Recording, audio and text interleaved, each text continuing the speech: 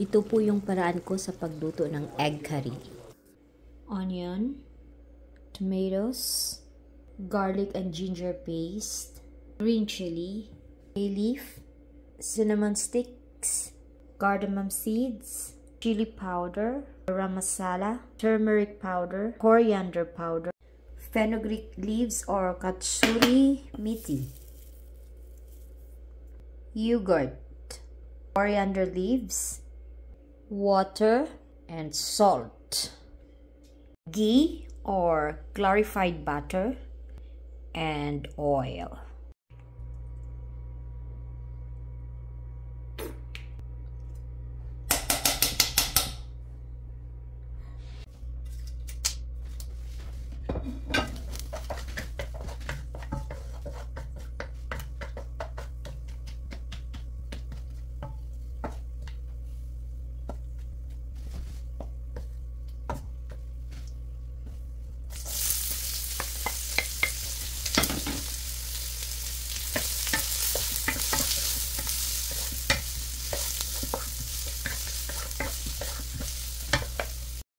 Saute nyo muna ang sibuyas hanggang magiging brown at lumabas yung aroma niya bago nyo ilagay ang susunod na sangkap, ang ginger garlic paste.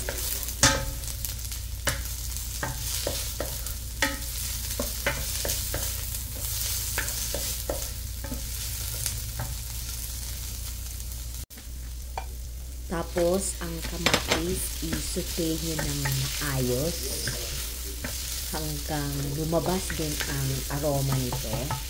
Tsaka, kailangan mushy siya. Kasi, yan ang nagbibigay ng,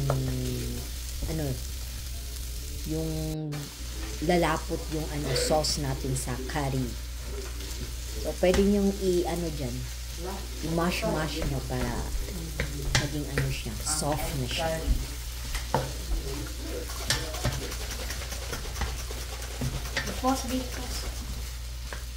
Pag ganyan na yung kamatis natin, ilagay na natin yung chili powder, garam masala, turmeric powder, tsaka coriander powder. At isute mo rin ito ng mabuti, ng maayos para well blended siya.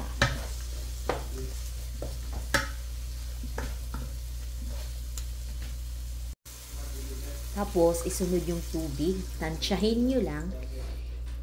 Hindi masyadong madami ha. Hindi masyadong madami. Tansya lang. Tapos, isunod ang cream kung meron kayo. Tsaka, or yogurt. Tsaka, i-blend siya. Bago mo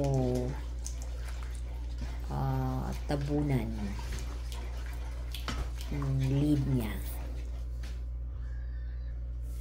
Timplahan, tsaka tikman, syempre. Okay, dahan-dahan lang. Huwag masyadong damihan ang asin para hindi maging maalat. Tapos, isunod ang itlog. So, nag-boiled ako ng 6 na itlog. Hindi ko prinito. Usually, piniprito nila after ng i-boil. Pero ako ayaw ko idaan siya sa mantika. Kaya, yun. Lagay ang itlog. Tapos yung fenugreek leaves. So, ayun. Yun lang, dahan-dahan. Para hindi sila hindi sila masira yung mga itlog. Tapos, garnish mo agad ng coriander leaves. At, yun lang. Tapos na. Thank you for watching.